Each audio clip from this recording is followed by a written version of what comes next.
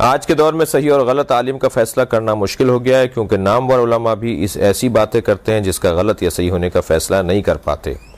اور ایسے لوگ جو زیادہ مطالعہ نہیں کرتے وہ ان باتوں پر عمل کرنے لگتے ہیں۔ تو ایسے عالم کو پہچاننے کا کیا طریقہ ہے کہ وہ صحیح کہہ رہا ہے یا غلط کہہ رہا ہے؟ پہلی بات تو یہ کہ یہ الجھن تو باقی رہے گی، پہلے یہ ذہن میں بٹھا لیں آپ اپنے، یہ الجھن باقی رہے گی، کیونکہ پرفیکٹ جو ہیں وہ ائمہ ہیں، بالکل ٹھیک ٹھاک، جس میں ایک رتی برابر بال برابر بھی شک نہیں کر سکتے، وہ ائمہ کا وجود ہے۔ حتیٰ مراجع تقلید، حتیٰ مجتہدین کرام، حتیٰ بزرگان دین، نہیں ہو سکتا کہ ہمیں دونوں ایک ہی بات کرتے ہوئے دکھائی دے رہے ہوں،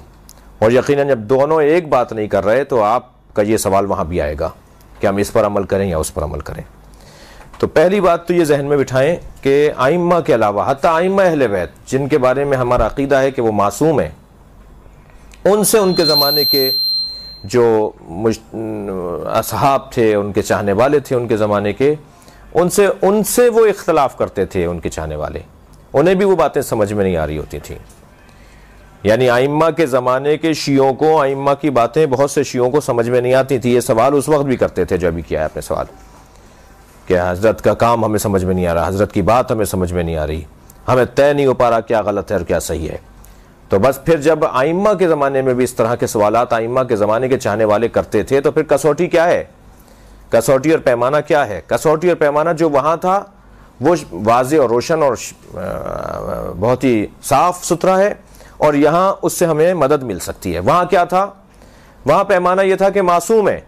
اور معصوم کے بات پر بات نہیں کی جاتی، معصوم ہے، معصوم کی اطاعت کی جاتی ہے۔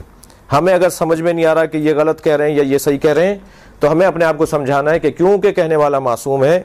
ہم غلط ہو سکتے ہیں، یہ غلط نہیں ہو سکتا۔ یہ قاعدہ ائمہ کیا تھا۔ ہمارے ہاں یعنی علماء کرام یعنی غیر معصوم کے ہاں یہ کیا قاعدہ کیسے بنے گا؟ زیادہ سے زیادہ قابلیت کی بنیاد پر، اور قابلیت کا تعلق صرف علم سے نہیں ہے، قابلیت کا تعلق تین موٹی موٹی باتوں سے ہے: علم، عمل اور بصیرت۔ اگر کسی عالم دین میں یہ تین چیزیں موجود ہیں، علم میں وہ پختہ ہو، کہاں سے پڑھیں یہ آپ کا حق ہے پوچھنا، کتنا عرصہ پڑھیں، کتنی تعلیم حاصل کی ہے یہ جاننا آپ کا حق ہے، یعنی آپ سے مراد جو بھی اس الجھن میں مبتلا ہے جو سوال ہے، اور عملی طور پر ان کے قول میں اور ان کے فعل میں، ان کے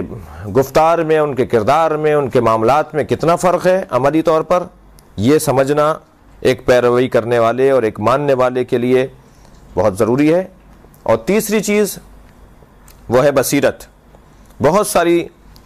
آپ کو ایسی شخصیات دکھائی دیں گے کہ جو عالم بہت اچھے ہیں، متقی پرہیزگار بھی پہلے درجے کے ہیں، مگر بصیرت ان کے ہاں نہیں پائی جاتی، سمجھداری نہیں پائی جاتی، معاملہ فہمی نہیں پائی جاتی، حکمت اور دانائی نہیں پائی جاتی، فیصلہ کرنے میں جذباتی ہو جاتے ہیں، جلد باز ہو جاتے ہیں، غصہ ان پہ غالب ہے، جی جلدی فیصلہ کرتے ہیں، غسیل ہیں۔ تو صاحب بصیرت اور حلیم اور بردبار اور صاحب فضیلت ہونا، عالم،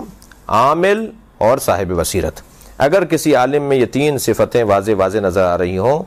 تو وہ بہتر ہے ان علماء سے کہ جن کے ہاں ان تینوں چیزوں میں کمزوری دکھائی دے رہی ہے۔